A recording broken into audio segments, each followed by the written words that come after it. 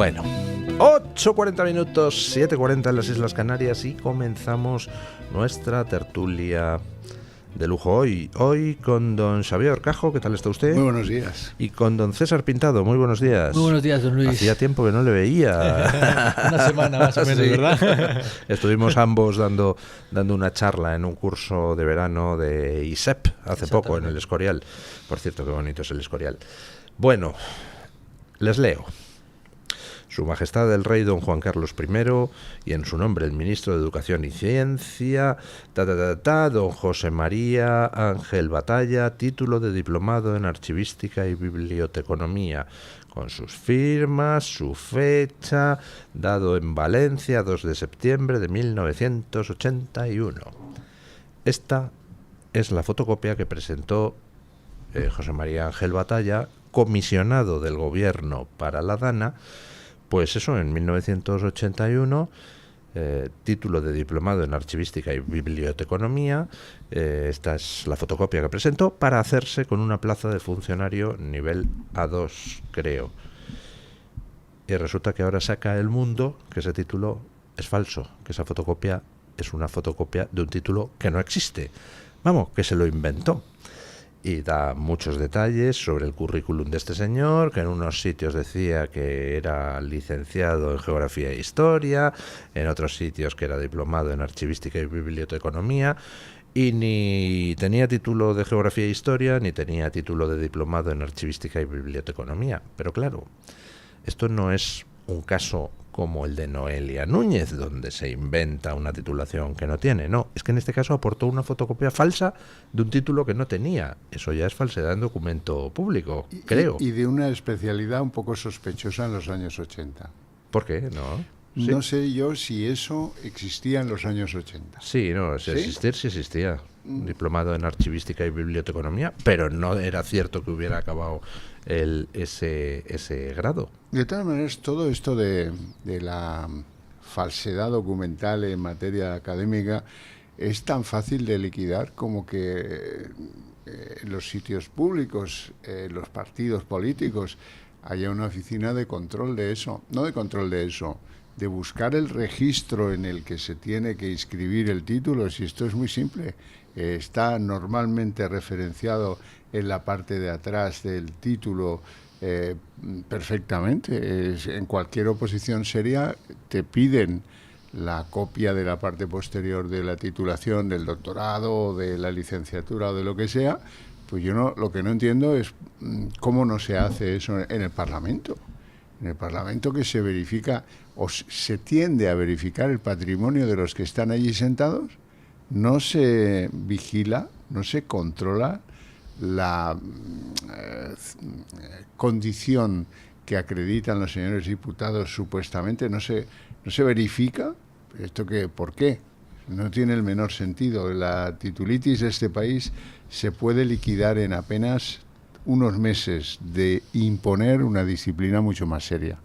Yo entiendo que este tema, este problema de la falsificación de títulos no es ajena a los partidos y que probablemente tanto el Partido Popular como el Partido Socialista en estos casos están perfectamente al tanto de quién ha falseado sus estudios y quién no. Yo no me creo que Noelia Núñez, que el Partido Popular no estuviera al tanto de la falsedad en el currículum de Noelia Núñez. Me parece increíble una persona que lleva toda su vida en el Partido Popular, que lleva militando desde su época académica en el Partido Popular, que lleva rodeada de gente de nuevas generaciones que saben perfectamente si ha ido a clase o no ha ido a clase, incluso sus propios compañeros de clase podrían fiscalizarla en ese sentido, que no sería la primera vez que pasa, que salen, oye, pues compañeros de la universidad a decir, oye, pero que esta persona no aparecía por aquí.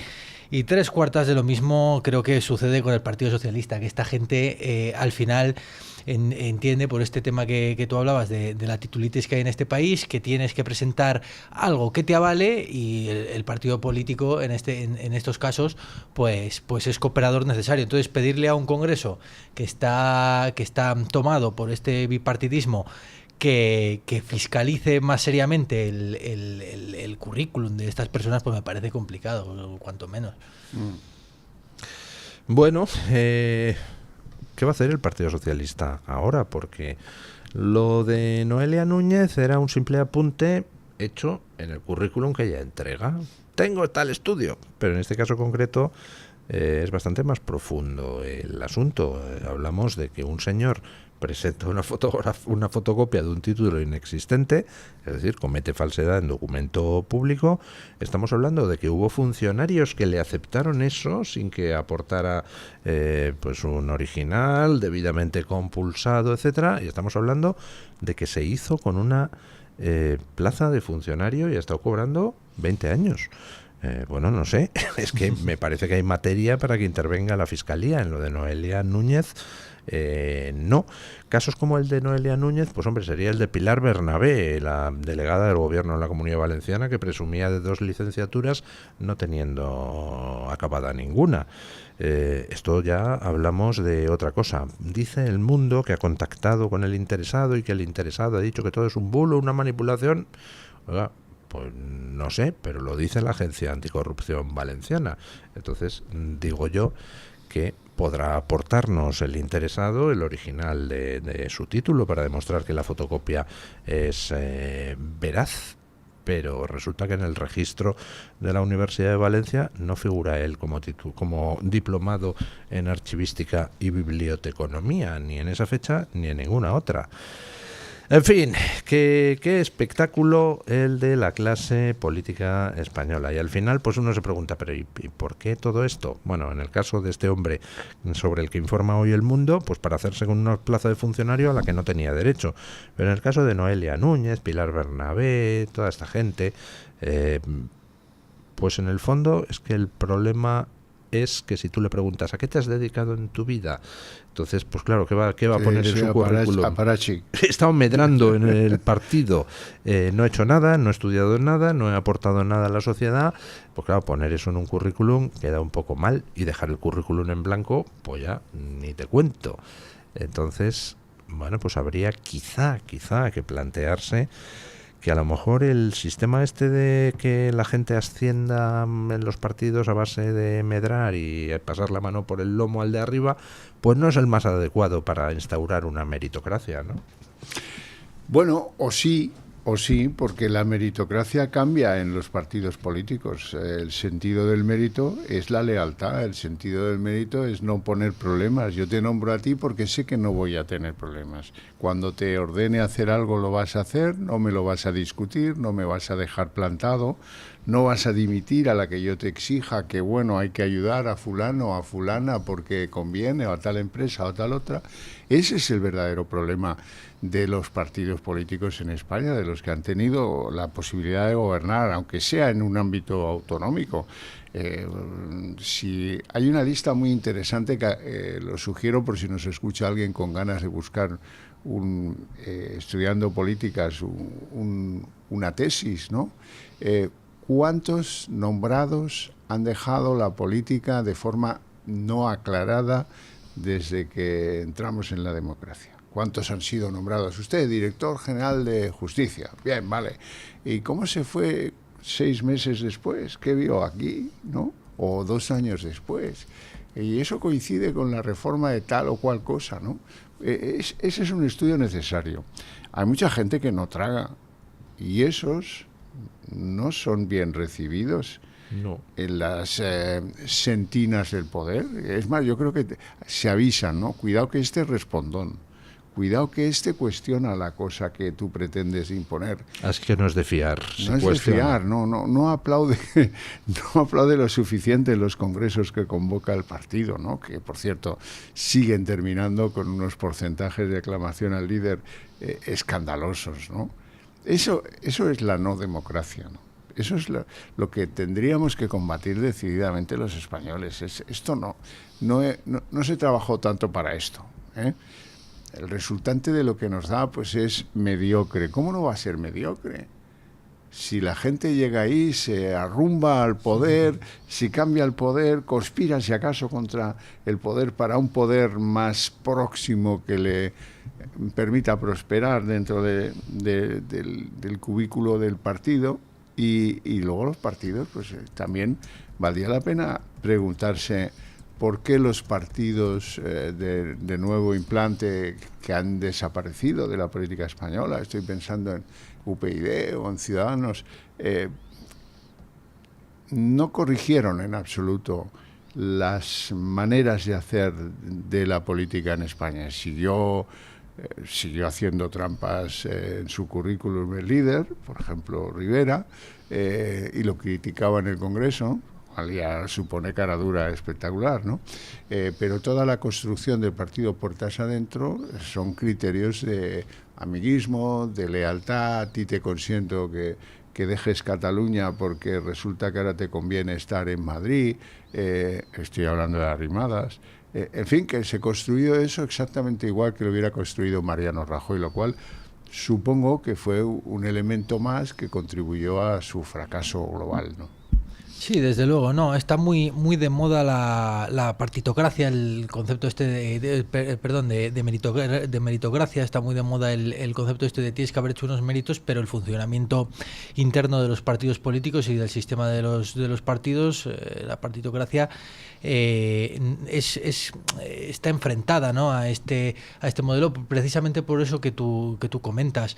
Los méritos se hacen desde que empiezas en las juventudes, ¿no?, del partido a medrar, como se dice. Este es uno de los temas por los que, por ejemplo, Vox en su momento prescinde de tener juventudes al uso, como las nuevas generaciones o como las juventudes socialistas, precisamente porque sirven de una cantera donde aquellas personas que quieren medrar en política, que quieren hacer una carrera política desde muy jóvenes, se meten ahí sin haber pasado por ningún mérito, porque es distinto, pues oye, tener unas especie de juventudes al estilo Revuelta como puede tener Vox, donde haces una militancia activa, que no son unas juventudes de traje y maletín, ¿no?, al uso, sino de, oye, pues voy a un sitio, voy a la DAN a ayudar, voy a protestar contra Sánchez, y ese es otro tipo de juventudes. Y en este caso yo creo que por lo menos Ciudadanos replica un poco ese modelo en el momento en el que está, sigue esa estela. Entonces, en ese sentido, es difícil abrir un nuevo modelo. Yo creo que exceptuando Vox, todos los partidos han transitado el mismo camino en este sentido, y así, claro, es muy complicado. Hay una anécdota que cuentan de Esperanza Aguirre. Había un representante del PP, un militante del PP que luego llegó a desempeñar cargos importantes. No diré el nombre, pero tampoco... pero el caso es que pues era un militante de las nuevas generaciones del PP y estaba siempre donde estaba Esperanza Aguirre, ahí estaba él en la puerta esperando para encontrarse con ella, que le viera, saludarla, y en una de estas se para Esperanza Aguirre, le mira y dice: ¿tú quién eres? Dice: pues soy fulanito. Dice: ¿Y qué estás haciendo? ¿Qué haces? Dice: no, estoy estudiando Derecho. Dice: pues hazme el favor de ir a terminar la carrera y cuando termines vuelve. ¿No? Entonces, en fin, luego llegó a desempeñar importantes cargos en el Partido Popular esa persona a la que Esperanza Aguirre le dijo eso. Bueno, en cualquier caso, aquí de lo que estamos hablando es de que todo el mundo anda ahora puliendo sus currículums y todo el mundo está quitando de morralla. Alaracas. Sí. Ayer Óscar Puente, cuidado que tiene cara este hombre, yo creo que si compite con Sánchez queda en empate. Decía en Televisión Española que lo importante es no mentir, que se pueden tener estudios o no tenerlos, pero lo importante es no mentir, cuando el tío ponía en su currículum que tenía un máster en gestión política o no sé qué, y lo ponía antes de haber acabado la carrera de Derecho. O sea, era imposible que fuera un máster, en el sentido que todos entendemos la palabra máster. Era un mero curso que había dado el PSOE y donde, pues entre las asignaturas estaba el pensamiento político de Felipe González. Pero, en fin. Ahora censurado. Ahora censurado, sí señor. Bueno. No, ese tío tiene una cara imponente, vamos, una cara espectacular. En eso y en casi todo. Y ahora le vienen mal dadas, porque ahora, digamos que los Ábalos, Koldo, etcétera, han empezado a ver que él era muy dúctil con Acciona. y eso le puede acarrear algún conflicto, porque incluso Koldo le reprochaba a los, oye, pero si este tío que ha entrado ahora, este ya los ha colocado, a los que tú tenías dudas, tú me hiciste perder ese cliente, eso lo digo yo, tú me hiciste perder ese cliente porque no querías incorporar al ministerio a estos que proponía Acciona, y mira que pronto lo ha hecho el otro, tu sustituto, Óscar Puente. De eso van a venir días gloriosos. Bueno, ya ha salido algún audio donde dice que hay Óscar Puente, hay muchas chapuzas y no sé qué, Aunque yo personalmente creo que lo que más daño le ha hecho a Óscar Puente en estos últimos días no son los audios de Koldo, es el propio Óscar Puente. El tuit que escribió en relación con lo de Vueling, que ha ocasionado un conflicto internacional con intervención del ministro de Asuntos Exteriores francés, exigiéndole disculpas y tal, y al final no ha tenido más remedio que borrar ese tuit donde a los niños judíos franceses que se sacó del avión de Vueling los llamaba niñatos israelíes. Dices, pero tío, es un formato nuevo, el niñato israelí. El niñato israelí. En fin, bueno, vamos a ir a la pausa publicitaria y continuamos hablando. Pues tenemos muchas cosas. Tenemos, por ejemplo, la comparecencia de ayer de Sánchez, que fue una mezcla de estupidez, de falsedades y de cosas directamente indignantes, como lo que dijo sobre la seguridad. O tenemos también el tema de que en estos momentos hay un follón en Europa contra von der Leyen por ese acuerdo de aranceles con Donald Trump. O podemos hablar de que Puigdemont ha dicho que, bueno, ya que Cerdán está en la cárcel, que le manden otro interlocutor y sugiere que sea Zapatero. Bueno, pausa publicitaria y ahora me dicen a qué quieren ustedes que le hinquemos el diente. Bueno, 9 de la mañana, 8 de la mañana, en este martes 29 de julio. Hay una costumbre muy progre que consiste en negar al contrario todo tipo de virtud. Si alguien se enfrenta a los progres, entonces ese alguien pues es feo, es estúpido, es muy poco avispado, no tiene ni idea de gestión, no tiene ni idea de nada, además es un corrupto, un delincuente, un fascista, todo, es un compendio de males, ¿no? Es la destrucción del adversario por destruir al adversario. Pero claro, eso tiene un problema, que cuando ese adversario al que le has negado todo tipo de virtud te gana, pues claro, quedas a la altura del betún, que fue lo que ha pasado a los progres con Trump. Trump resulta que era, pues eso, un fascista, un peligro para la democracia, iba a llevar la guerra al mundo y Estados Unidos a la guerra civil, además no tienen ni idea de economía, además pues era, ¿cómo? Golpista, machista, xenófobo, todo, ¿no? Y entonces resulta que va Trump y les gana. Y dices, oye, vamos a ver, si este tío tenía todos los males, incluyendo el de ser estúpido, ¿cómo es posible que te haya ganado? Solo hay una explicación, que es que tú eres más estúpido que él, ¿no? Porque si tú eras el bueno y el otro todo malo, te gana. Bueno, ¿qué pasa? Pues que obviamente lo que se presentaba acerca de Trump era una caricatura. Y cuando Trump lanzó su órdago arancelario, pues el comentario general fue: este tío está loco, nos lleva a la guerra comercial, el mundo se arruina. Oiga, pues está doblándole la mano uno tras otro a todos los países del mundo, empezando por Japón, Indonesia, Filipinas, Reino Unido y ahora la Unión Europea. Y Ursula von der Leyen, que había estado diciendo que tenían preparado el paquete de contraaranceles contra Trump por 78.000 millones de euros, pues se reúne con Trump y al final solo le faltó, pues eso, tumbarse en el regazo de Trump, echa un ovillo y ronronear, porque mientras Trump le pasa la mano por el lomo. Al final, pues Trump le ha doblado la mano a Europa y ha conseguido aranceles del 15% para Europa, aranceles del 0% para Estados Unidos. Hay toda una serie de excepciones, de sectores exceptuados, pero vamos, que es un acuerdo que al final da la razón a Trump, que quería equilibrar las cuentas y consigue equilibrarlas en buena medida. Y sí, claro, eso plantea una cosa, que es: ¿y Ursula von der Leyen este acuerdo cómo lo ha hecho? porque en este acuerdo hay sectores de la economía europea que pierden, otros que salen indemnes, hay unos que pierden más, otros que pierden menos. ¿Quién ha elegido qué sectores son los que entran en el acuerdo y cuáles no?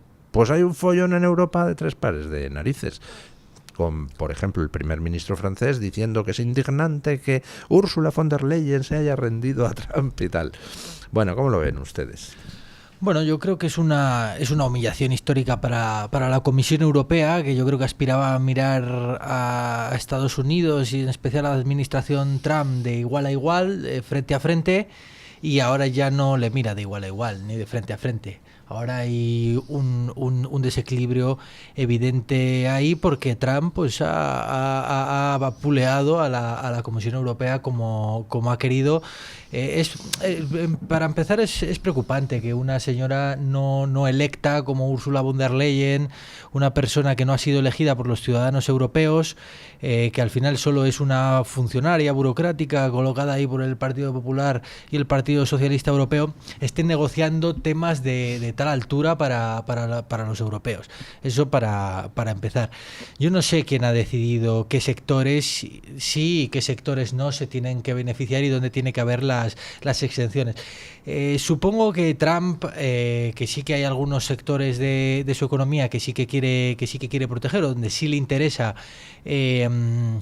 a tener un poco más de comercio abierto, supongo que habrá tenido bastante que ver en esa cuestión, pero se demuestra que Donald Trump efectivamente no es el tonto, ¿no?, que han caricaturizado. Yo creo que no han sabido, hay muchos periodistas que no han sabido leer, y así se lo han transmitido a la población, a Donald Trump todo este tiempo, cuando decía, bueno, es que Donald Trump está debilitando el dólar. Bueno, es que a Donald Trump ahora sabemos que le interesaba un dólar débil porque eso beneficia el comercio interior en los Estados Unidos, facilita las exportaciones, tiene sus riesgos, pero bueno, que todo está dentro del plan de Trump, y que esta oleada de los aranceles por los que todo el mundo le decía que estaba loco, que estaban devaluando el dólar, pues realmente era una maniobra que le ha salido muy bien.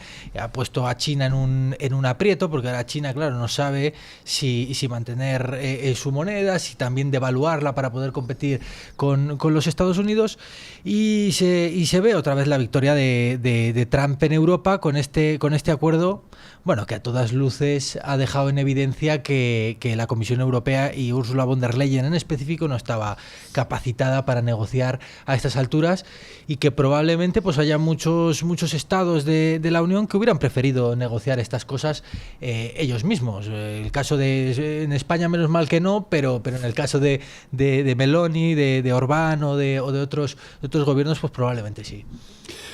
Bueno, vamos a ver, en la relación entre Estados Unidos y la Unión Europea hay que tener claro que nosotros somos exportadores netos y ellos compran productos europeos con mayor fuerza de lo que nosotros compramos productos americanos. Es decir, el que vende siempre tiene mayor dificultad que el que compra. El que compra decide cambiar de tienda y se acabó. El que vende Exacto. Es el que se queda pues con el producto en la mano. Esa es una dificultad insoslayable. Que no ha habido dirección política de esas negociaciones con un señor que mandaron a negociar allí, que en fin, al que nadie conoce, ni en Europa ni en Estados Unidos. Eso es un hándicap. Le faltó altura, por muy comisario que sea, de los asuntos comerciales, y una señora von der Leyen que está un poco... pues a ver, al posibilismo. Vamos a ver si esto lo reducimos a algo razonable que se pueda asumir. Es un acuerdo planteado por Europa de esta forma, desde el primer minuto. No es un acuerdo entre dos potencias comerciales que dicen no nos vamos a hacer daño, vamos a hacernos el daño menor. Trump se ha impuesto porque no ha habido adversario. No es que sea un gigante del pensamiento comercial, no. Es verdad que ha conseguido parte de lo que quería, pero porque los otros han hecho dejación absoluta de funciones. A los otros, pues bueno, oye, 15 se puede aguantar, ¿podemos seguir vendiendo Mercedes con un 15%? Dice, sí, pues ya está, tira. Más vale esto que no que a este hombre le dé por imponernos un 30 o un 50 o lo que se le antoje. Firma, perfil bajo, lo que hizo el Reino Unido. exactamente igual lo que hizo. Y para ellos hay solo un 10% de aranceles. Efectivamente, claro, pero hemos llegado, para rendirnos también hemos llegado un poco tarde, con lo cual estamos en una posición que es la de nadie, con un inconveniente añadido, que no, yo creo que se mide poco. Tú hacías referencia a que a Trump le conviene un dólar bajo, y es verdad, y lo ha demostrado. Ahora estamos en un pico, ayer, hoy y tal, pero volveremos a tener un dólar bajo. Y un cambio euro muy favorable para el dólar y para las exportaciones americanas porque se abaratan. Ahora, esa devaluación del dólar que se ha producido desde enero hasta acá, que sería la política Trump, también se suma al arancel que se paga en Estados Unidos por comprar un Mercedes. No estás pagando solo un 15, sino que estás pagando un 15 más otro 15, que es el derivado del menosvalor que tiene el dólar en comparación con el euro. Así es que, en realidad, el arancel impuesto, por efecto cambiario, se aumenta un 30% o más.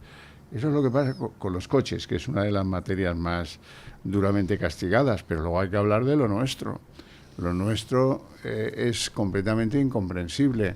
¿Por qué nos atiza con todos los productos agroalimentarios este acuerdo que es lo que molesta a Macron, porque Francia es otra de las grandes sacudidas por este asunto?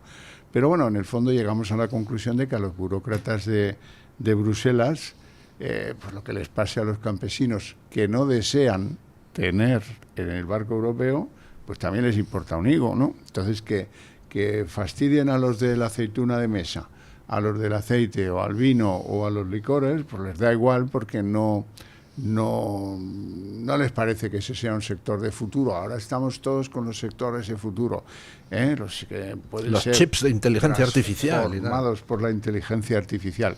Pero luego hay una inteligencia natural que viene a decirnos a todos que tal como van las cosas en el campo en España y en parte de Francia y en parte de Italia, estos aranceles son la puntilla, lo que descabella a los que producen pues aceituna de mesa o aceite de oliva con ánimo exportador, o los que llevan a vender allí vino o cava, que han hecho esfuerzos bestiales de 15, de 20 años por posicionarse en el mercado americano, que no es nada fácil, por estar en las distribuidoras, por entrar con una relación buena de precio.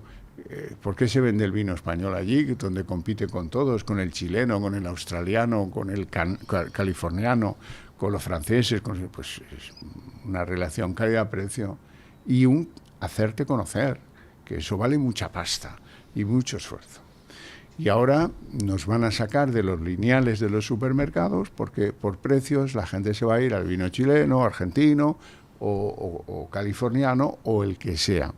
Si bien es verdad, y punto y aparte, si bien es verdad que esto suele producir un aumento del precio conjunto y colectivo de los vinos en los supermercados, porque como el vino europeo va a llegar pues $10 más caro por botella, al productor de California le empuja la vida y la codicia a subir sus precios $5.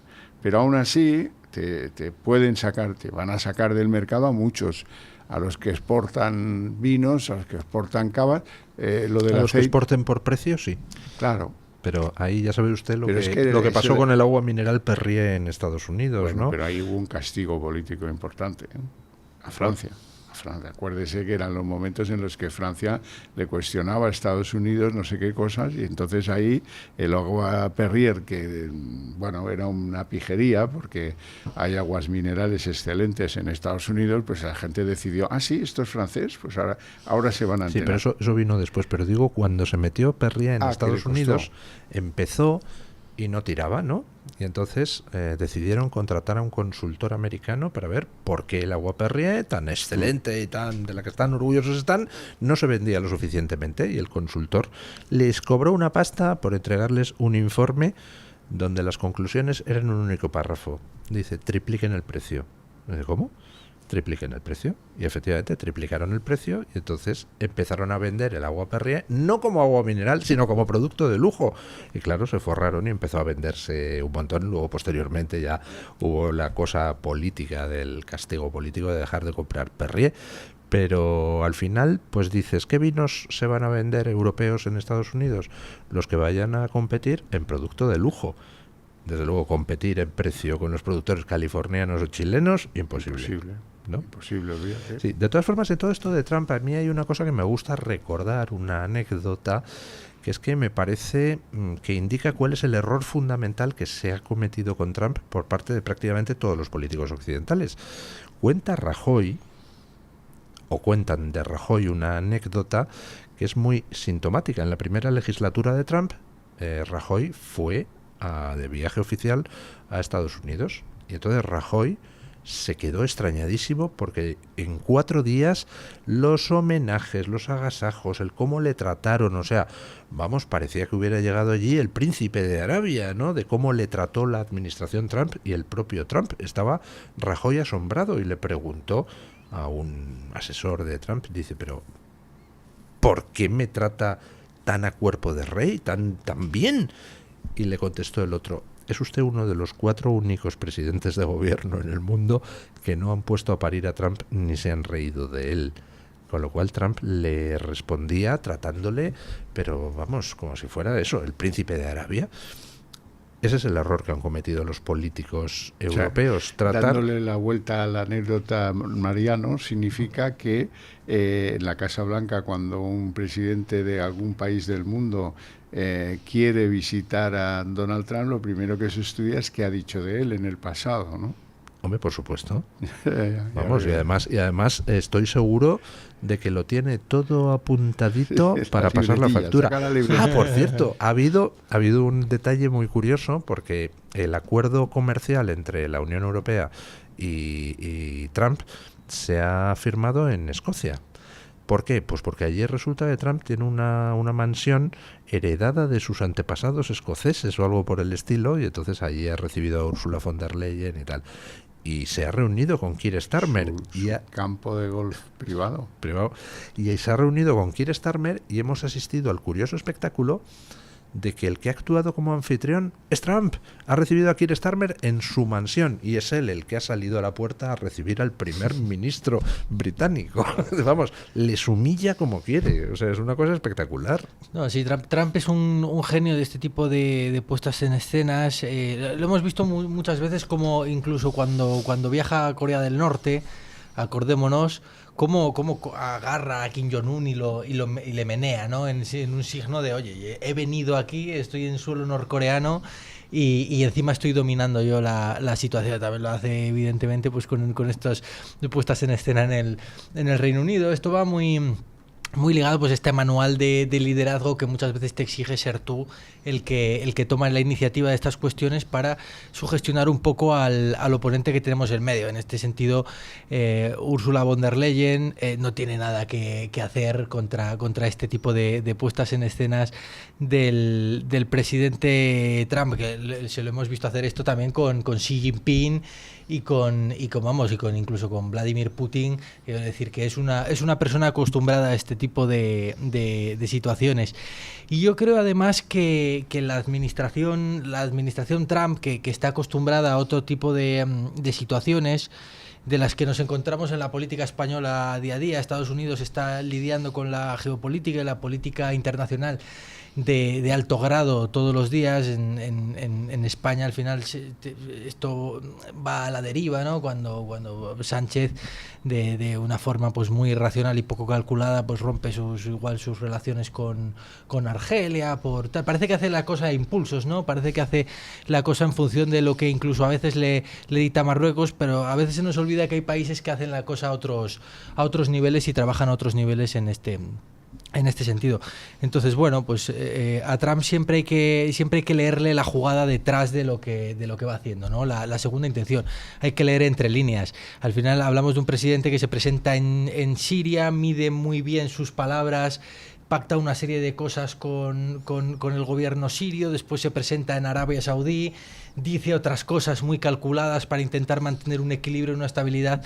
Entonces, claro, intentar juzgar a Donald Trump, que además es el presidente soberano de los Estados Unidos y tiene que beneficiar a los Estados Unidos. Tampoco se le puede culpar por este tema de los aranceles, porque él al final está cumpliendo su programa electoral, que es hacer esta reindustrialización de los Estados Unidos, volver a hacer competitivo al producto estadounidense, y el que tiene el problema es el de aquí, es el de la Unión Europea. La Unión Europea lleva mucho tiempo poniéndole la zancadilla a los agricultores españoles. Incluso la propia PAC tiene un impacto muy negativo en la competitividad de la agricultura europea.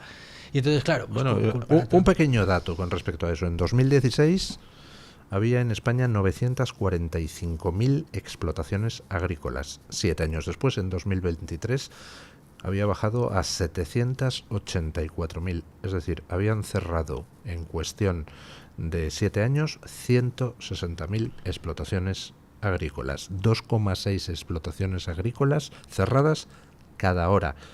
Aquí no estaban los aranceles de Trump. Luego, claro. Entonces habrá que preguntarse... No, eso está claro. Ahora, vamos a ver algunas apuntes a propósito de los aranceles. En primer lugar, me preocupa más el anexo de los aranceles que los aranceles en sí mismos. Las compras billonarias de productos energéticos a Estados Unidos y de asuntos militares. Cosa que ha venido a desinflar las expectativas, por ejemplo, de Indra en la bolsa española. Porque, hombre, si ahora le tenemos que comprar a Trump, pues nosotros ya no tendremos que hacer el tanque de última generación o el avión o los sistemas de no sé qué. Y luego... ya hemos pasado el momento cumbre del espectáculo arancelario. Y ahora viene el día a día. Y en el día a día van a ir descubriendo los actores pues algunos asuntos. El primero, que esto producirá inflación en Estados Unidos. Porque ese californiano que sube $5 su botella de vino, animado porque los vinos españoles han subido 10, eso produce inflación. También produce inflación pagar el que pueda hacerlo $10 más por una botella de vino español. Y de todos los productos que lleguen allí, eso genera, obviamente, inflación. Veremos cómo lo torean.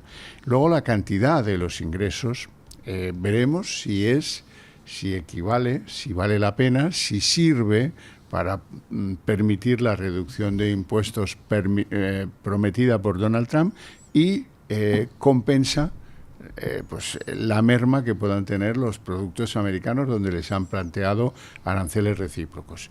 Y luego hay un tercer asunto que para mí es el más grave. Decías tú antes, y con ello mejorar la productividad de los asuntos de los productos americanos que se exportan al exterior. No, eso no lo está haciendo. Lo que está haciendo es cómprame un coche aquí en Estados Unidos y yo te lo subvenciono. Yo te pago una pasta que te supone un 30 o un 40% del coche que compres, siempre que sea made in USA.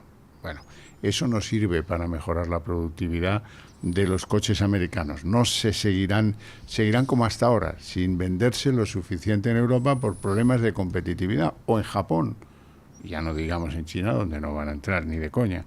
Eso pasa en general con el resto de productos. El aumento de productividad que sería deseable para que pudieran mejorar su balanza comercial suficientemente los norteamericanos, no es una prioridad, más bien lo contrario para la administración Trump, que prefiere solucionarlo de forma pues a bote pronto, ¿no?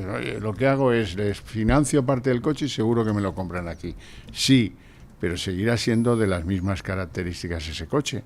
Los americanos compran los coches por impulso, porque cada 3 años hay que cambiar de coche. Punto pelota. Y lo que quieren es que tenga pues unos salpicaderos con muchos mandos y muchas conectividades y mucho rollo de este. Que gaste o no gaste les da igual. Que el coche dure les da igual.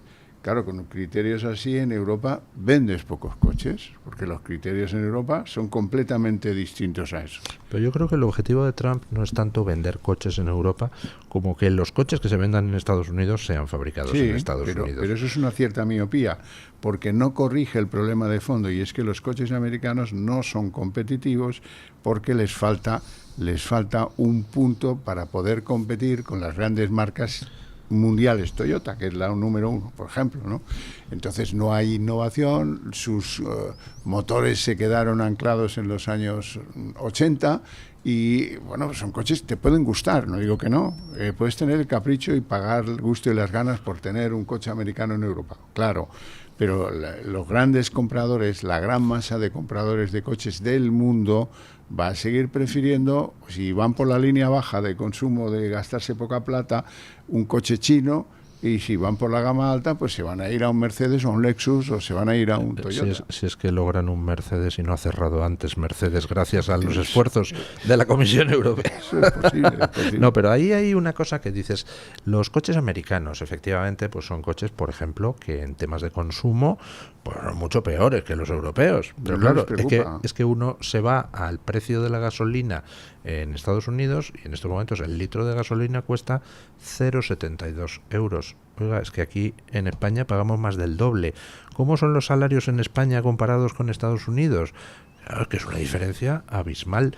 Y encima Trump ha logrado, gracias a que ha dicho, no, aquí se prospecta y se extrae todo hidrocarburo que haya, Trump ha logrado que baje el precio de la gasolina en el último año un 10%. Aquí, como estamos con la gasolina y los hidrocarburos en Europa, bajando un 10% al año, pues no lo creo. Entonces, no sé, que me parece que hablamos de realidades económicas distintas y Trump sí está haciendo que la economía americana se revitalice y, ojo, está empezando a equilibrar las cuentas. Pero fíjese usted una cosa. Vamos a dejar los coches de lado. Sí. Vamos al aire acondicionado. Usted y yo crecimos con una marca que era Carrier o sí, Johnson & Johnson. Hoy todo lo que usted y yo vemos en las tiendas, que es lo que la gente compra más, es chino. Y si no, coreano. Pero no hay marcas americanas, tampoco hay marcas europeas, evidentemente. Vamos a los frigoríficos. Los frigoríficos han quedado embalsados en manos de Corea del Sur. O de China. Pero desde luego usted y yo empezamos a ver las neveras de 2 puertas en casa de algún amigo rico y eran americanas todas. Sí, y ahora ya todos los electrodomésticos son ninguna. chinos. Claro, pero precisamente Coreano. Eso es lo que Trump quiere revertir. Pero eso no lo conseguirá revertir nunca si no empata en duración del modelo, en capacidades técnicas del modelo, que ofrezcan ahorro energético, que sean competitivos con lo que ahora nos han acostumbrado a tener en casa. Pero él por lo menos lo que estaba, que es un poco por donde iba antes, no hablaba tanto de las exportaciones, sino como el comercio interior de los Estados Unidos. Trump al final no es un secreto para nadie que es un aislacionista nato en este sentido, y lo que está intentando hacer es reindustrializar los Estados Unidos, aunque sea para el comercio interior. En este sentido, evidentemente, competir con un país como China, que tiene una capacidad de deslocalización de las empresas extranjeras, de la mano de obra extranjera tan grande, es muy difícil para los Estados Unidos sin hacer una devaluación salarial enorme. Claro, y en este sentido es donde Estados Unidos y donde Trump afronta su gran desventaja respecto a la producción china. Es evidente que a Estados Unidos sí que es verdad que le queda un plus por llegar a la calidad que tiene, por ejemplo, no es el producto chino en qué estándares de calidad está, pero bueno, el producto europeo desde luego sí, y con los vehículos se ve bastante bien. Antes hablabas del vino, un vino californiano muy difícilmente puede competir a nivel calidad con un vino español. O sea, me parecería increíble, ¿no? Tampoco sé mucho de vinos californianos, pero tengo mis dudas de que pueda competir en ese sentido. Entonces, yo creo que esta es la vocación de Trump, ¿no? Que sea, por lo menos el producto estadounidense sea consumido internamente en los Estados Unidos y no tanto esa guerra de exportaciones. Yo creo que debemos recurrir al marketing agresivo. Por ejemplo, pues lanzar una versión heavy metal del vino que tiene Asunción, no es blanco ni tinto ni tiene color o alguna cosa por el estilo. Hay que entrar con creatividad. Bueno, hacemos una pausa publicitaria y nos vamos a hablar de Pedro Sánchez y su comparecencia de ayer.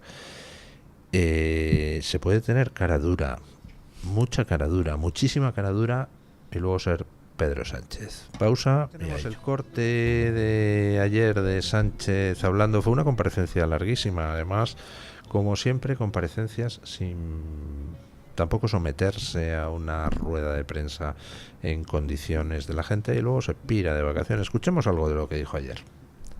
Porque contamos con un sistema sanitario de primera, porque tenemos un tejido productivo vibrante que ofrece unos servicios públicos y unos bienes públicos únicos, y porque tenemos las calles más seguras, no voy a decir del mundo, pero casi. De hecho, medios de comunicación internacionales como por ejemplo el de Washington Post. Más seguras, no voy a decir del mundo, pero casi. Del mundo. ¿Por qué quedarse en casi, no? Del mundo. Bueno, es que este hombre, pues eso, no tiene límites. No tiene límites, no tiene factores inhibitorios. Él se pelea contra la verdad por nada, por una calderilla. Porque vamos a ver, no te cuesta nada, es decir, tenemos las calles bastante seguras en comparación con el resto del sur de Europa, o sea, algo más digestible. Lo mismo le pasó con las 100.000 viviendas sociales. Bueno, si eres un purista vas a decir, oiga, vamos a ver, la última promesa fue de 184.000 no cumplida. ¿Qué hace que se reduzca ahora la oferta a 100.000? ¿Dónde están las 84.000 restantes? En esos términos, 84.000 es un alto porcentaje, ¿no? Si eres menos purista, dices, pero vamos a ver, tío, llevas un año prometiendo este tipo de cosas y no has hecho ni una. Si eres un poco más partidario de profundizar en los temas, dice, bueno, vamos a ver, pero ¿tú qué competencias tienes en materia de vivienda? Dice, ninguna. Dice, pero entonces, ¿cómo te permites? ¿Para qué haces esto, Pedro? Haz otra cosa. Digo, oye, pues voy a reunirme con los presidentes autonómicos, les voy a facilitar un fondo que financie la construcción. Pero claro, es que el problema es que construir eso es muy caro si no participa el sector privado, y eso no lo queremos, porque eso le arma un lío con la otra parte. Siempre es lo mismo. El lío que me arma con la otra parte me impide proponer cosas razonables que se puedan llevar a cabo. Luego hay otro insulto mayor. Dice, oiga, desde que yo estoy, el poder adquisitivo de los españoles ha mejorado un 9%. ¿Cómo? ¿Qué dice usted? ¿Qué? Pero si nuestro poder adquisitivo ha empeorado desde que usted llegó, ¿cómo lo mide esto? Pues sí, lo mides en términos absolutos, no referencias la inflación, tampoco referencias el aumento de obligatoria aportación de los impuestos que él ha subido, que fueron 92, de eso no hablas, ¿no? Ahora, el poder adquisitivo de los españoles está como nunca, pletórico. El empleo.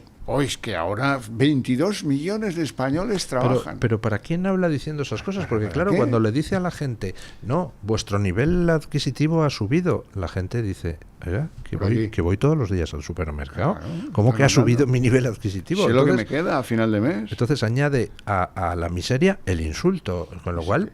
Pues yo creo que es contraproducente para él, ¿no? Pero yo creo que eso lo dice para su votante, porque su votante al final solo cabe una explicación, es que necesite que le mientan. Es decir, porque si no, no se explica. Yo creo que necesitan una mentira, es decir, que él les cuente una película en Wonderland para poder seguir votando a Sánchez, que recordemos que es una cosa que a mí me escandaliza, que sigue siendo después de todo segunda fuerza política en las encuestas en este país, que es increíble. Eso quiere decir que hay un porcentaje relativamente alto de españoles que siguen comprando estas mentiras, entonces algo le funciona.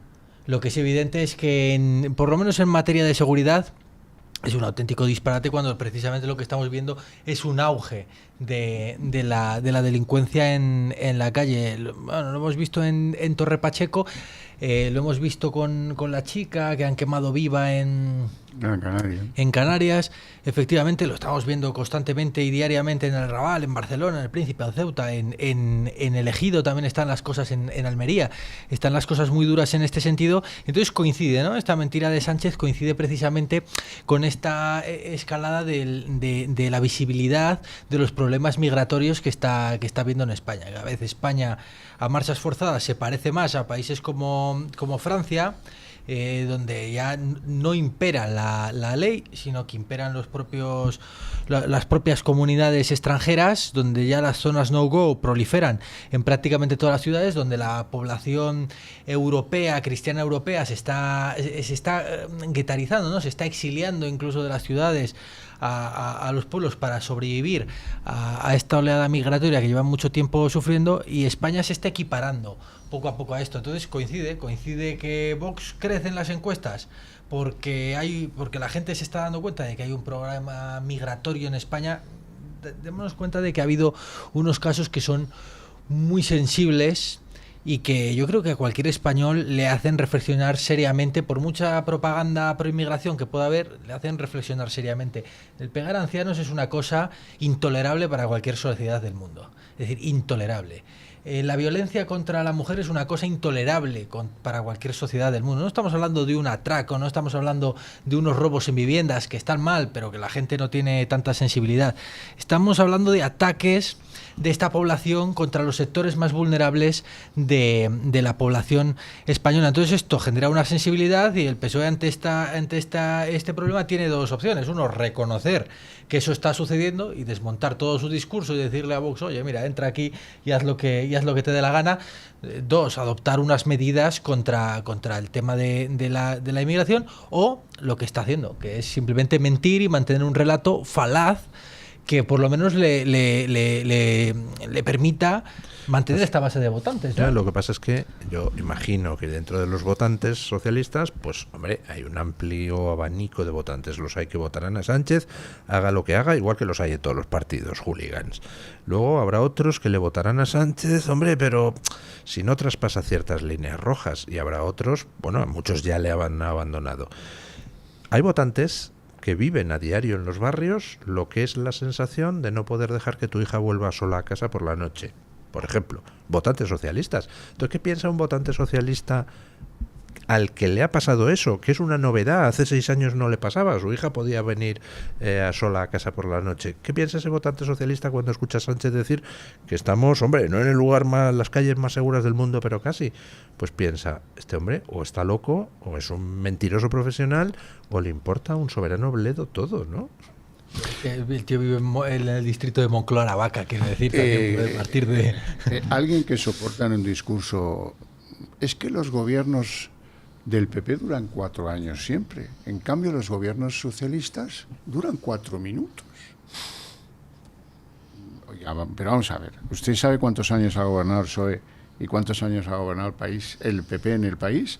Hombre, no diga esas cosas. No necesita usted ser tan estrafalario, ni tan mal, como le gusta decir ahora, para parecer más juvenil y supuestamente conectar con el voto joven.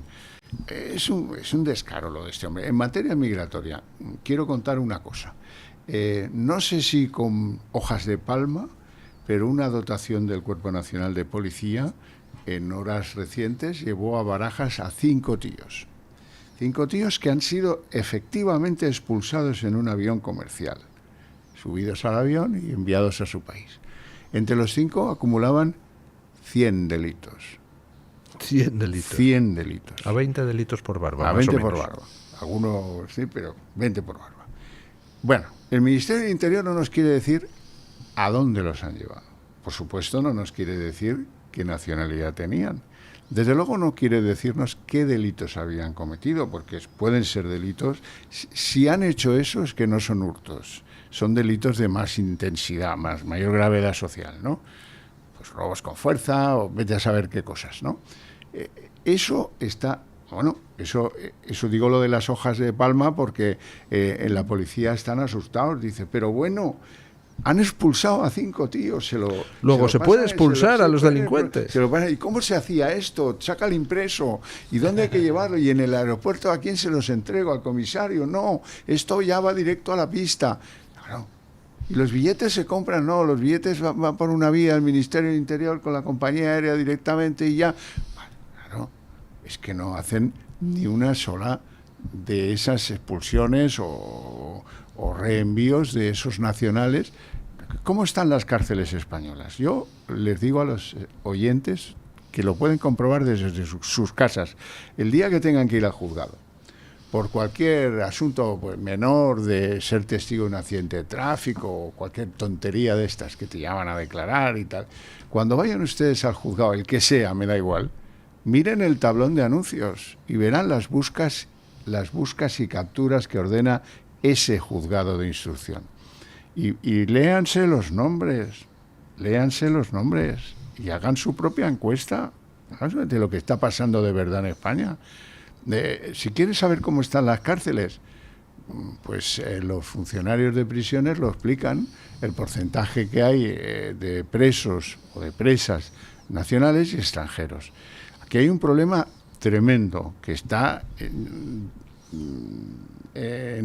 la epidermis de la sociedad española con pintas de ser cáncer, que es el problema de la droga, ante el cual todo el mundo mira para otro lado. También los partidos políticos en general y hasta ahora han mirado para otro lado. Espero que eso cambie en breve, pero de momento es así. Oigan, la droga, miren lo que pasa, que hay un pueblo, el de ayer, os cuento el de ayer, un pueblo de la provincia de Teruel. Teruel existe. 9 plantaciones de marihuana extraordinarias, todas ellas perfectas. Las plantitas crecen en Teruel de maravilla. ¿Quién dijo que era un clima frío? Frío. Crecen como nada. Tenemos ejemplos diarios de cómo todo esto se apodera, no del mundo rural solo, de las ciudades, del mundo rural.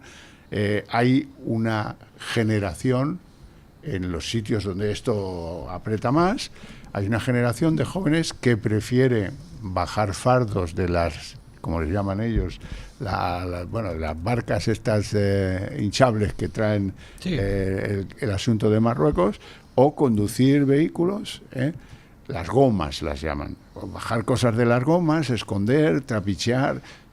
Hay una subpoblación española. Estos chicos de Torre Pacheco, por decir algo, lo de chicos, estos maleantes indeseables que agredieron al anciano aquel, o al hombre mayor aquel domingo, ¿no? Estos, ¿de qué viven? Los sociólogos se hartan de hablarnos de la segunda generación. Claro, los padres vinieron a recoger melones, a plantar lechugas, pero los hijos, como eso es muy duro en el campo, pues los hijos hacen como los españoles. No queremos trabajar tan duro. No. ¿Y de qué viven entonces? ¿De qué viven los agresores de ese hombre? Hablemos, claro, del trapicheo. Sí, desde luego. Trapicheo, claro. Pero es y de las ayudas públicas. También. Recientemente un empresario me contaba que tenía un trabajador que era su mejor trabajador, marroquí. Tenía un sueldo de 1.600 euros mes. Y le llega un día y le dice que dejo el trabajo. Le dice, ¿por qué? Le dice, pues porque voy a tener mi tercer hijo, entonces si dejo el trabajo paso a estar en paro, soy vulnerable, me dan 600 euros por hijo y gano más por la ayuda pública que por lo que gano aquí. Y dice, pues nada, pues tienes razón, las matemáticas son las matemáticas, ¿no? Claro. Sí. No, estos chavales de Torre Pacheco, además son muy jóvenes, es muy preocupante porque es muy joven. Yo creo que en líneas generales la delincuencia entre los españoles, entre los jóvenes españoles, ha disminuido, pero claro, se está viendo acrecentada por esta inmigración que además se colectiviza mucho. Es muy preocupante ver a estos chavales de Torre Pacheco. Yo los investigué mucho en TikTok, incluso podías encontrar los perfiles de algunos de los que veías en vídeos subiendo a cara descubierta, pues vídeos con cadenas, con palos, con bates de béisbol, pues amenazando, enfrentándose a la Guardia Civil. Y les veías en sus perfiles y al final tienen un sentimiento identitario marroquí muy duro de estamos, incluso adoptan en cierto momento una retórica de estamos actuando casi un colonialismo, ¿no? De que están viniendo a España porque quieren conquistar España. Realmente esta gente no creo que haya estudiado, no creo que tengan ni idea de qué era el Al-Ándalus de verdad, no tengan, pero lo han oído que bueno, pues que les han contado que esta tierra fue suya y esa retórica, por ejemplo, sí que la adaptan. No desde un punto de vista, seguramente no lo hacen ni siquiera desde un punto de vista político, pero la adaptan como una forma de neodelincuentismo, que es lo que aplican y dedican su vida, pues esto, entre el trapicheo y el hurto. Yo creo que esas son las líneas en las que se mueven. Decía don Luis que claro, en este sentido, y volviendo un poco al Partido Socialista, claro, que hay votantes socialistas que tienen alguna línea roja ante esto que vivimos. Y claro, yo me pregunto, ¿qué línea roja le queda ya al Partido Socialista por trasvasar? Porque es que no se me ocurre ninguna, porque hace 2 semanas han estado defendiendo prácticamente en la práctica a los agresores de Torre Pacheco en todas las televisiones que están controladas por el Partido Socialista. Entonces yo creo que esta mentira en la que vive el PSOE, de algo sí que les tiene que servir. Porque esta base de votante, si no, no se sostendría. No, yo creo que no, que es otra cosa. Yo creo que intentan, por ejemplo, amedrentar a los que protestan, negar que exista el problema. Yo creo que están en reacción un poco a la desesperada ante la defensiva total. Sí. Claro, sí, pero hay cosas que, no digo al votante del PSOE que puede que le den igual, o al votante de otras opciones que puede que le den también igual. Pero vamos, no es aceptable que un tío se salte lo que explícita y taxativamente dice la Constitución sobre formular o no formular presupuestos. No es. Ayer llegó a la rueda de prensa como si diera una concesión.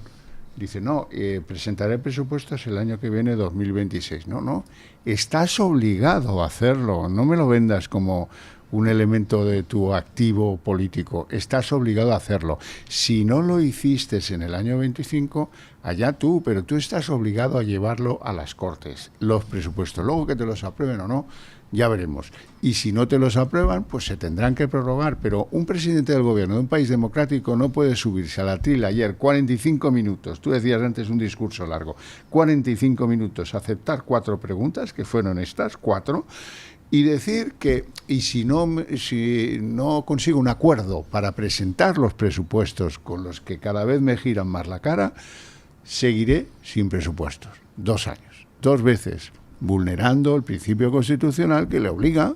Los presidentes del gobierno tienen obligaciones, es lo que el hombre no entiende. Él hace lo que le da la gana. Por eso su mujer usa el Falcon y nadie lo entiende, pero luego no se explica, luego no se dice, ya puedes preguntar que no te voy a contestar. Y así vamos trampeando el día a día con un resultado final de descrédito internacional, de empobrecimiento de los españoles, que vamos a ver cómo lo resolvemos, y luego de una putrefacción de las leyes generadas, los derechos recreados con dinero que está en la deuda española, pero que no, en fin, algún día alguien destapará esa caja y dirá esto cuándo, cómo y de qué forma se va a poder pagar. De ninguna forma. Dice, bueno, este mes de junio les caen a la deuda 28.000 millones, paga doble, funcionarios y jubilados, ¿no? Claro, es que es una barbaridad, esa es una rueda que espero que no pase, pero si llegara a empezar a subir el tipo de interés de la colocación de la deuda española, nos manda a la lona, pero directamente. No somos el único caso en Europa, Pero bueno, Francia, curiosamente, está peor, ¿no? Sí, pero la cuestión es, ¿qué se hace con la deuda? Yo no digo que Macron haya encontrado la solución, lo dudo.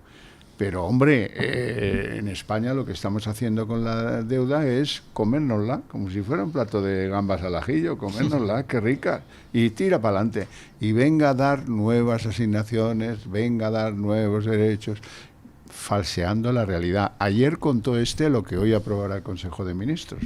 Esto de la ampliación del permiso de nacimiento, del alargar 1, 2 o 3 semanas, ya veremos en qué queda, porque no me fío un pelo, esto de la prórroga del permiso por nacimiento. Esto nos ha costado una multa europea. Hemos pagado 10 millones de euros porque esto no se ha hecho a tiempo.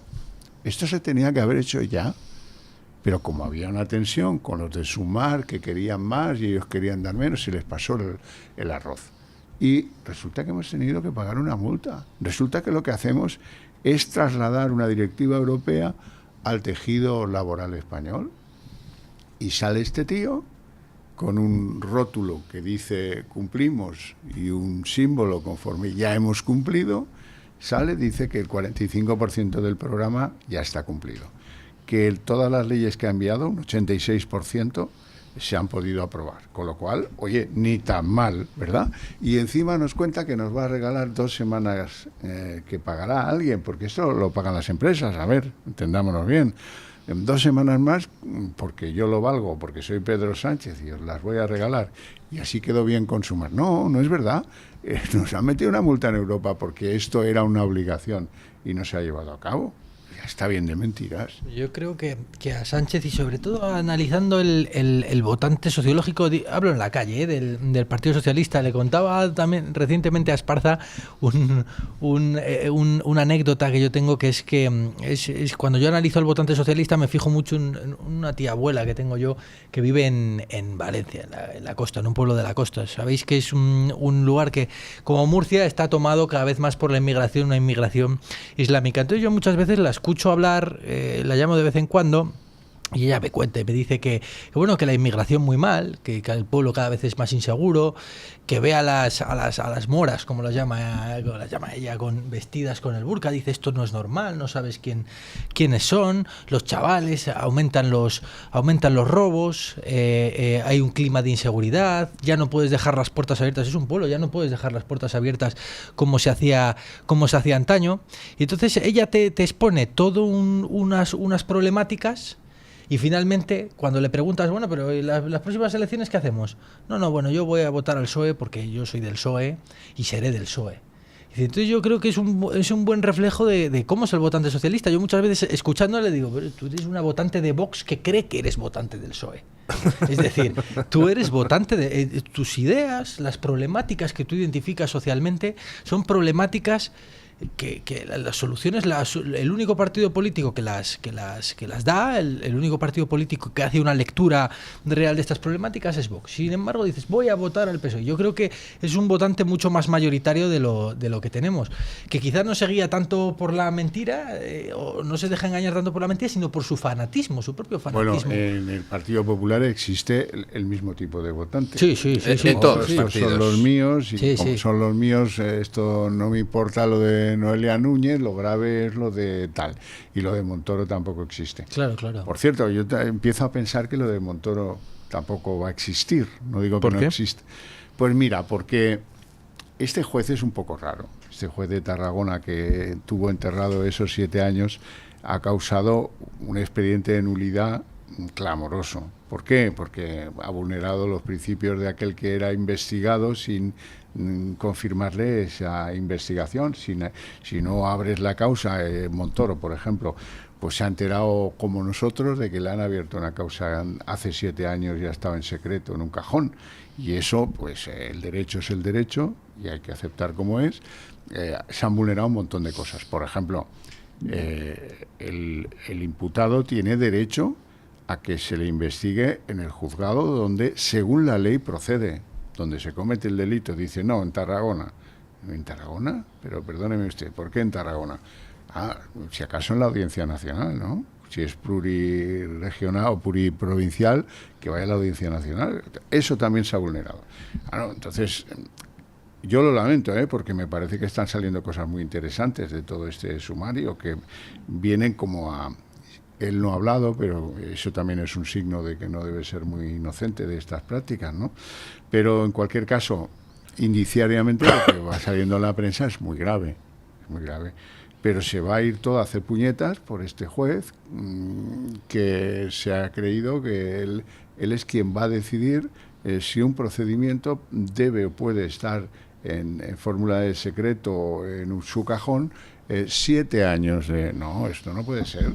No ¿Y sabemos por qué ha estado 7 años en el cajón? Él ha dicho que, el juez, ha dicho que esto lo hizo porque la lungamanus del señor Montoro podía estropearlo y por lo tanto se tenía que llevar todo con enorme cautela. Y claro, pero eso vale hasta que mandaba el PP, ¿no? Claro. Y luego que lo explica, dice nada. Es evidente en este sentido que, además es que lo avisa Sánchez 3 días antes de que salga, es evidente que el PSOE necesita desviar el foco de atención, ¿no? Y probablemente ha rescatado esto porque en medio de la crisis de la corrupción del PSOE, pues le venía bien pues señalar también al, entre comillas, adversario, aunque no es poco adversario. Pero yo creo que sí que es verdad y es esclarecedor el tema de cómo sale esto a la luz, en qué momento sale a la luz, Sánchez avisando antes del caso, que yo estoy convencido de que evidentemente el Montoro, que además era un socialista, este tío podía haber estado en el PSOE tranquilamente, Yo estoy convencido de que probablemente pues sea condenado. La cosa es el momento. No, si no anulan toda la causa por lo que dice don Xavier, Claro, que claro, tiene mucha razón, yo creo. No va a prosperar. Yo lo veo clarísimo que no va a prosperar. Pero bueno, luego además, oye, hay un lawfare de izquierdas, ¿eh? Hay un señor que fue presidente de la Audiencia Nacional que le manda un mensaje a Ábalos y le dice que van a absolver a Trapero. Vamos a absolver a Trapero dentro de unos meses. Lo de dentro de unos meses no sé si lo decía, pero sí sé que decía, muévelo. Es decir, yo te lo mando para que lo podáis mover. Lo gracioso es que ese señor presidente de la Audiencia no era progre, no era de Jueces para la Democracia, bueno, era de la Francisco de Vitoria, es decir, asociación conservadora, pero debía de ser un trepa. Debía de ser. Tenemos jueces, la juez de Catarroja, la que investiga la Dana. Bueno, a esta señora le han llevado 2 veces una propuesta, por las partes que le pueden llevar propuestas, para que impute al presidente de la Confederación Hidrográfica del Júcar, que es un dirigente socialista que se ha presentado en listas socialistas en algún municipio de la zona. No, ella dirige su investigación contra Amazon, contra la Generalitat, pero no contra la EMET, pero no contra la Confederación Hidrográfica, pero no contra quien ordenó que no salieran pues las tropas a ayudar hasta 3 o 4 días después de todo esto. No, esto no le interesa. No, es evidente que los jueces tienen su filiación política, aunque no se pueda demostrar en algún caso, en otros sí se puede demostrar. Y también es evidente que los hay que quieren medrar y prestar el favor adecuado para que pues entre en una consideración política. Mira la buena consideración que tenía Marlaska. Estaba pensando justo además en Marlaska, que era un buen juez y se lo ha cargado todo. O Margarita Robles. Total, tuvo una lucha contra ETA que fue prominente para muchos españoles y ha acabado siendo pues una pieza más del engranaje corrupto del Partido Socialista. Ahora casi igual deberíamos de darle gracias porque no ejerza como juez, porque si no en España otro gallo cantaría. Pero es de una falta de inteligencia política no entender que Europa entera está cambiando en materia de ilegales, que Europa entera está cambiando en materia de delitos de los inmigrantes, y que si el PSOE fuera un poco más inteligente, a ver si no tienes muchos oyentes que voten socialista, ¿no? Alguno hay, ¿eh? Bueno, no lo digo porque hay si les socialistas damos una buena inteligentes idea, y con buen gusto que escuchan este programa. Le podemos dar un balón de oxígeno. Si fueran más receptivos con lo que piensa tu abuela y encabezaran algo en un sentido positivo para la convivencia en la sociedad española, eso les daría una cantidad de votos espectacular. Sí, es probable que sí, pero claro, también hay que preguntarse a quién... Es igual, no se preocupe de si nos escuchan o no. Claro. El buen progre ni olvida ni aprende. Hay que ver a quién se debe también el Partido Socialista, y en este sentido hay que señalar claramente también a Marruecos, que está muy vinculado a esta crisis migratoria y el escarcelamiento de presos en Marruecos para enviarlos a España, que eso es una realidad que está sucediendo. 35.000 son las últimas cifras que yo he visto de presos escarcelados en Marruecos que después han sido enviados a nuestro país. Doña Carmen Carbonell, ¿qué tal está usted? Muy bien, don Luis, porque yo he marcado la tercera opción en la encuesta. Y ustedes dirán, ¿pero qué encuesta? Pues la que hemos lanzado esta mañana.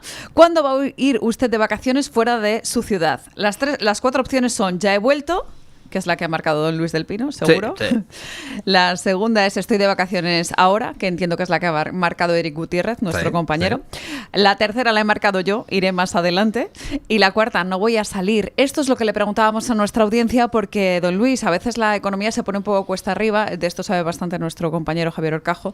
Lo vive en Pulso Económico día a día. Dice Pedro Sánchez que vamos fenomenal. Que hemos aumentado el poder adquisitivo. Como un cohete va a España. Vaya. Bueno, pues el caso es que nosotros vemos algunos resultados un poco diferentes en nuestras redes sociales. De estas 4 opciones, don Luis, el 40% de los encuestados no va a salir de vacaciones, que es algo realmente pues preocupante, sobre todo teniendo en cuenta que es mucha gente que antes sí que tenía la posibilidad de veranear, de salir de su ciudad, de salir de su entorno, y a veces pues la economía, como estamos viendo, les aprieta de tal manera que tienen que renunciar a esas vacaciones. Hay un 38% que dice que va a irse más adelante, hay un 11% que dice que ya ha vuelto y otro 11% que dice que está de vacaciones ahora mismo. Y entre los comentarios, don Luis, me encuentro pues con un poco de todo. Por ejemplo, en las publicaciones de YouTube, Begoña Bades dice que con los impuestos que pagamos y que la cesta de la compra cada día es más cara, ella no se puede permitir ir de vacaciones, pero irónicamente recuerda las palabras que ayer mismo ponía encima de la mesa Pedro Sánchez cuando hacía ese balance político en Moncloa, que decía eso de que España va como un cohete. Bueno, pues eso es lo que dice el presidente del gobierno y sin embargo ya ven ustedes que hay gente que no se puede permitir irse de vacaciones. También estas publicaciones de YouTube, alguien que se hace llamar VG57C9U dice que no se va de vacaciones y fíjese usted, don Luis, nos dice que hace 5 años que no se va de vacaciones. O sea que la cosa está bastante complicada. En el chat de YouTube, María Isabel Pérez se acuerda de alguien, a ver si saben a quién se refiere, y nos hace una comparativa con sus vacaciones. Dice, ahora marcha de vacaciones en el Falcon y, de hecho, esas buenas vacaciones se las da a costa de todos los españoles y todos tan contentos. Critica precisamente que la gente pues no salga a la calle, por ejemplo, protestando por la buena vida que se da Pedro Sánchez y, sin embargo, cómo estamos todos los demás. Y 2 comentarios, don Luis, de Twitter. Dice Marisa López que este año nada, añade que acaba de pasar a engrosar las listas del paro. Vaya por Dios. Exacto, don Luis dice, vaya año que llevo, así que desde aquí le mandamos mucho ánimo a Marisa porque la verdad es que la vida a veces te pone en situaciones complicadas, situaciones difíciles y hay que plantarle cara, eso sí, a todos los retos. Termino con un comentario de un tuitero que se hace llamar Sagato Haskura, que nos dice, yo no voy a salir de la ciudad porque vivo en un pueblo y no hay mejor sitio que este para pasar el verano. Además, él nos desea unas felices vacaciones a todos, a los que salgan y a los que no. Bueno, muchísimas gracias, doña Carmen Carbonell. Usted todavía no se ha ido, pero se irá. Mire. Usted todavía no se ha ido, pero se irá. Yo me voy mañana mismo. Mañana mismo, toma ya. O sea que ya aquí deseando que acabe esto para ir a preparar las maletas. Sí, exactamente. Bueno, pues nada, muchas gracias por haber estado aquí. Muchas Gracias, Luis. don Xavier. Gracias, doña Carmen Carbonell, por traernos la opinión de los oyentes. Y ponemos punto final a la tertulia con don Paco Linares, que nos quiere decir que el rey de las mentiras es el presidente de España. Buenos días, don Paco. Mi querido amigo don Luis del Pino, gracias. A una pregunta que le hicieron ayer al presidente Sánchez sobre el tiempo que le queda en la Moncloa, respondió que hasta el 2027, afirmando como la cosa más natural del mundo que las legislaturas son de 4 años. Recuerde, la legislatura de Mariano Rajoy, la última, solo duró 1 año y 7 meses, porque usted, señor Sánchez, la interrumpió. 4 años. Tenemos, según Sánchez, que seguir soportándole 2 años más. Fíjense que con el bipartidismo vigente en Moncloa, entre Felipe González, José María Aznar y Mariano Rajoy, no suman la cantidad de mentiras que Sánchez y su cohorte de hienas han defendido a capa y espada, reflejado en el Boletín Oficial del Estado. Por cierto, dejando en muy mal estado esta España. Ayer continuó con sus mentiras, porque rinde cuentas sin contar, sin asumir ninguna responsabilidad.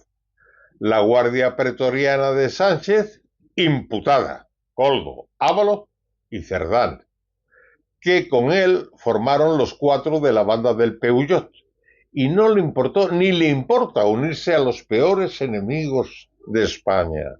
Según Fuster, el portavoz de Vox, ha subrayado el alarmante crecimiento de la criminalidad asociada a la inmigración ilegal.